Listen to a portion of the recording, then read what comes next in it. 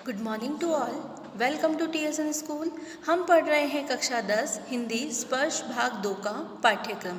आज हम आपके गद्य भाग से पाठ 3 पढ़ेंगे। पाठ 3 में आपको लीलाधर मंडलोई जी द्वारा लिखी गई एक कथा दी गई है जिसका शीर्षक है ततारा वामीरो कथा। यह एक प्रेम कथा है। इस प्रेम कथा में ततारा वामीरो ने किस प्रकार अपने रीति रिवाजों के बंधन में बंधकर किन किन समस्याओं का सामना किया और इनकी जो प्रेम कथा थी वो कितनी दुखदाई है, इन सभी बातों का वर्णन इस कथा के माध्यम से लेखक ने किया है। लेखक का सबसे पहले हम जीवन परिचय जान लेते हैं। लीलाधर मंडलोई 1954 की जन्माष्टमी के दिन छिंदवाड़ा जिले के एक छोटे से गांव गुड़ी में जन्मे लीलाधर मंडलोई की शिक्षा दीक्षा भोपाल और रायपुर में हुई। प्रसारण की उच्च शिक्षा के लिए 1987 में कॉमनवेल्थ रिलेशन ट्रस्ट लंदन की ओर से आमंत्रित किए गए। इन दिनों प्रसार भारती दूरदर्शन के महानिदेशक का कार्यभार संभाल रहे थे। किन दिनों?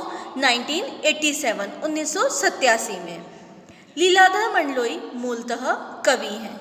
इनकी कविताओं में छत्तीसगढ़ अंचल की बोली की मिठास और वहाँ के जनजीवन का सजीव चित्रण है। अंडमान निकोबार द्वीप समूह की जनजातियों पर लिखा इनका गद्य अपने आप में एक समाजशास्त्रीय अध्ययन भी है। जनजातियों पर लिखा इनका गद्य अपने आप में एक समाजशास्त्रीय अध्ययन भी है। मतलब अंडमान निकोबार में जो जातियां रहती है, जो छोटी छोटी जनजातियां रहती हैं, उन पर इन्होंने एक गद्य लेख लिखा है। कौन सा लेख? जो हमारा है ततारा वामीरो की जो प्रेम कथा है, ये लेख इन्होंने जो लिखा है वो समाजशास्त्रीय अध्ययन भी है। समाज का एक जो पुराने रीति रिवाजों में जो जकड़ा हुआ समाज है उनके ऊपर भी इन्होंने अध्ययन किया है। उनका कवि मन ही वह स्रोत है जो उन्हें लोककथा, लोकगीत, यात्रा वृत्तांत, डायरी, मीडिया रिपोर्टाज और आलोचना लेखन की ओर प्रवृत्त करता है। वैसे तो जो मंडलोई जी हैं वो मूलतः क्या हैं? कवि हैं, कविताएं लिखते हैं, लेकिन इनका जो मन है वह लोक कथा, लोकगीत, यात्रा वृत्तांत, डायरी मतलब गद्य रचनाओं में भी इनकी रुचि कम नहीं है। अपने रचना कर्म के लिए कई पुरस्कारों से सम्मानित मंडलोई की प्रमुख कृतियां हैं घर घर घुमा, रात बिरात, मगर एक आवाज, देखा अनदेखा और काला पानी। मतलब आपको ये जो चैप्टर है आपका ये MCQs बेस्ड होगा, यानी फर्स्ट टर्म में है ये चैप्टर। तो इसमें आपको लेखक का जीवन परिचय भी पूछा जा सकता है कि लेखक मूलतः कवि हैं या लेखक हैं, ठीक है ना। इसके अलावा ये पूछा जा सकता है कि लेखक का जन्म कब हुआ, कहाँ पर हुआ। इस प्रकार के प्रश्नों का भी उल्लेख आपसे किया जा सकता है, ठीक है ना। इसके बाद देखिए पाठ प्रवेश। जो सभ्यता जितनी पुरानी है उसके बारे में उतने ही ज़्यादा किस्से कहानियाँ भी सुनने को मिलती हैं। किस्से जरूरी नहीं कि सचमुच उस रूप में घटित हों जिस रूप में हमें सुनने या पढ़ने को मिलते हैं। क्या कहा जा रहा है कि जरूरी नहीं है कि जो किस्से सचमुच में घटित हुए हैं वही हमें सुनने और पढ़ने को मिले। उसमें कुछ बातें काल्पनिक रूप से भी मनगढ़ंत बनाई जा सकती है। इतना जरूर है कि इन किस्सों में कोई ना कोई संदेश या सीख निहित होती है। जैसे कि जो लीलाधर मंडलोई जी ने ये जो कथा लिखी है अंडमान निकोबार द्वीप समूह पर जो कथा है, ये किसके लिए लिखी है? पुरानी रूढ़ियों रीति रिवाजों में जो लोग आज तक बंधे हुए हैं, पुराने रीति रिवाजों को का ही प्रचलन कर रहे हैं, उन्हीं के रूप में यह सीख हमें दे रहे हैं कि अब तो हमें इन बंधनों से, इन रूढ़ियों से दूर हटना चाहिए। अंडमान निकोबार द्वीप समूह में भी तमाम तरह के किस्से मशहूर हैं। इनमें से कुछ को लीलाधर मंडलोई ने फिर से लिखा है। कुछ किस्से मशहूर हैं, उन्होंने अपनी भाषा में अपनी रूपरेखा देकर इन्हें फिर से लिखा है। अब यहाँ पर जो आपको पाठ दिया गया है उसमें क्या बात कही गई है, देखिए। प्रस्तुत पाठ ततारा वामिरो कथा इस द्वीप समूह के एक छोटे से द्वीप पर केंद्रित है। द्वीप समूह कौन सा है? अंडमान निकोबार। इसका एक छोटा सा द्वीप है। उक्त द्वीप में विद्वेष गहरी जड़ें जमा चुका है। उस विद्वेष को जड़ मूल से उखाड़ने के लिए एक युगल को आत्म बलिदान देना पड़ा था। विद्वेष मतलब इतनी बुराइयां यहाँ पर जड़ें जमा चुकी है, मतलब अब वो हिलने का नाम ही नहीं ले रही है। उस विद्वेष को हटाने उखाड़ने के लिए एक युगल मतलब एक जोड़े ने आत्म बलिदान दे दिया। उसी युगल के बलिदान की कथा का यहाँ बखान किया गया है। मैंने आपको स्टार्टिंग में बताया था कि ये क्या है, एक प्रेम कथा है ना। इस कथा में लेखक ने ततारा वामिरो की प्रेम कथा का वर्णन किया है। प्रेम सबको जोड़ता है और घृणा दूरी बढ़ाती है। इससे भला कौन इनकार कर सकता है। मतलब अगर आप किसी से प्रेम करते हैं तो आपका जो प्रेम है वो एक दूसरे को आकर्षित करेगा, लेकिन अगर आप किसी से नफरत करेंगे तो सामने वाला, ऐसा तो नहीं है कि आप उससे नफरत करें और सामने वाला आगे होकर आपसे बातें करेगा, नहीं, ऐसा नहीं है। अगर आप उससे नफरत करेंगे तो स्वतः ही अपने आप दूरियां बढ़ती चली जाएगी। इसलिए जो समाज के लिए अपने प्रेम का, अपने जीवन तक का बलिदान करता है, समाज उसे न केवल याद रखता है बल्कि उसके बलिदान को व्यर्थ नहीं जाने देता। अगर कोई व्यक्ति अपने प्रेम में अपना जीवन तक बलिदान कर दे तो समाज उसे युगों युगों तक याद रखता है, उसके बलिदान को व्यर्थ नहीं जाने देता। यही वजह है कि तत्कालीन समाज के सामने एक मिसाल कायम करने वाले इस युगल को आज भी उस द्वीप के निवासी गर्व और श्रद्धा से याद करते हैं। मतलब जो युगल है कौन? ततारा और वामिरो।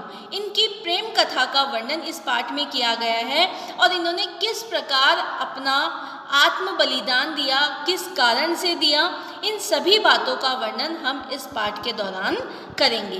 तो शुरू करते हैं हमारा पाठ ततारा वामिरो कथा। इससे पहले हमने जो पढ़ा है वो क्या पढ़ा था? पहले तो लेखक का जीवन परिचय पढ़ा और फिर इस पाठ में किस तरह की जो रूढ़ियाँ हैं, किस तरह के जो विद्वेष हैं, उन सभी का वर्णन हमने यहाँ पर किया। अंडमान द्वीप समूह का अंतिम दक्षिणी द्वीप है लिटिल अंडमान। लिटिल अंडमान मतलब छोटा सा जो अंडमान है, अंडमान का एक छोटा सा हिस्सा कहाँ पर है? आखिरी अंतिम दक्षिणी द्वीप समूह, मतलब दक्षिण में, साउथ में आखिरी जो द्वीप समूह है लिटिल अंडमान, वहाँ पर है। ठीक है, यह पोर्ट ब्लेयर से लगभग 100 किलोमीटर दूर स्थित है। पोर्ट ब्लेयर ये राजधानी है इसकी। ठीक है, इसके बाद निकोबार द्वीप समूह की श्रृंखला आरंभ हो जाती है। मतलब इससे पहले लिटिल अंडमान है और उसके बाद निकोबार की श्रृंखला आरंभ, जो निकोबारी जनजाति की आदिम संस्कृति का केंद्र है। निकोबार द्वीप समूह का पहला प्रमुख द्वीप है कार निकोबार, जो लिटिल अंडमान से 96 किलोमीटर दूर स्थित है।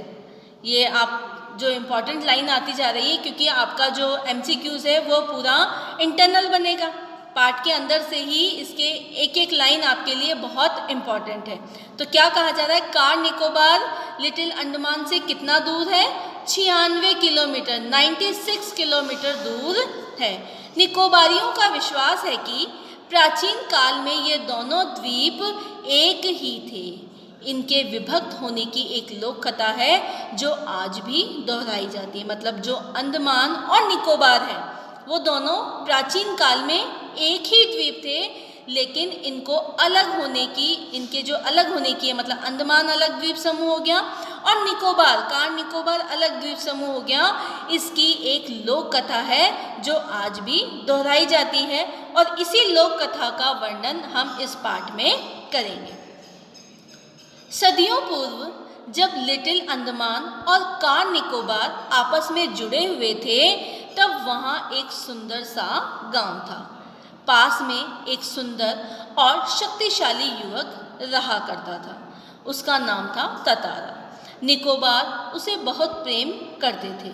ततारा एक नेक और मददगार व्यक्ति था, सदैव दूसरों की सहायता के लिए तत्पर रहता, अपने गांव वालों की नहीं अपितु समूचे द्वीप समूह की सेवा करना अपना परम कर्तव्य समझता था। मतलब ये क्या कहा है कि बहुत समय पहले जो लिटिल अंडमान और कार निकोबार है वो आपस में जुड़े हुए थे। दोनों जो द्वीप समूह हैं वो आपस में जुड़े हुए थे और वह एक बहुत सुंदर सा गांव था और उसी सुंदर से गांव में एक शक्तिशाली और सुंदर युवक रहता था जिसका नाम था ततारा। निकोबारी जो थे उससे बहुत प्रेम करते थे। ततारा एक नेक और मददगार व्यक्ति था, वह सदैव दूसरों की सहायता करता और गांव वाले भी उसकी सहायता के लिए हमेशा तत्पर रहते और वह द्वीप समूह के जो लोग हैं उनकी सेवा करना अपना परम कर्तव्य समझता था। उसके इस त्याग की वजह से वह चर्चित था, सभी उसका आदर करते, वक्त मुसीबत में उसे स्मरण करते वह भागा भागा वहाँ पहुँच जाता। जो भी व्यक्ति मुसीबत में होता जैसे ही ततारा को याद करते वह वहाँ पर भागा भागा पहुँच जाता। दूसरे गांवों में भी पर्व त्योहारों के समय उसे विशेष रूप से आमंत्रित किया जाता था। उसका व्यक्तित्व तो आकर्षक था ही, साथ ही आत्मीय स्वभाव की वजह से लोग उसके करीब रहना चाहते थे। व्यक्तित्व तो कैसा था? मददगार था, ठीक है, नेक व्यक्ति था, लेकिन उसके अलावा भी वह उसका जो स्वभाव था वह बड़ा ही आत्मीय स्वभाव था। पारंपरिक पोशाक के साथ वह अपनी कमर में सदैव एक लकड़ी की तलवार बांधे रहता। लोगों का मत था बावजूद लकड़ी की होने पर उस तलवार में अद्भुत दैवीय शक्ति थी। अद्भुत दैवीय शक्ति मतलब लकड़ी की तलवार होने के बावजूद भी जब कभी भी वह उस तलवार को इस्तेमाल में लेता उसमें अद्भुत शक्ति थी। वह उसमें इतनी शक्ति थी कि उस लकड़ी की तलवार होने के बावजूद भी वह उससे लोगों को मुसीबत से बचा लेता था।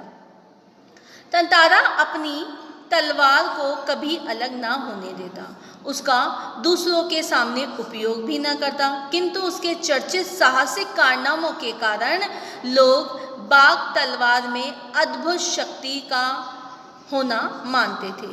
ततारा की तलवार एक विलक्षण रहस्य थी। विलक्षण का अर्थ क्या होता है? एक मतलब राज था, ठीक है, एक ऐसा राज था जो लोगों को पता भी नहीं था, लेकिन लोग उसकी तलवार को दैवीय शक्ति मानते थे। क्यों मानते थे? क्योंकि वह लोगों की रक्षा करता था और हमेशा उस लकड़ी की तलवार को अपनी कमर में बांधे रहता, ठीक है ना, और उसे कभी भी अपने से अलग भी नहीं करता था। धन्यवाद।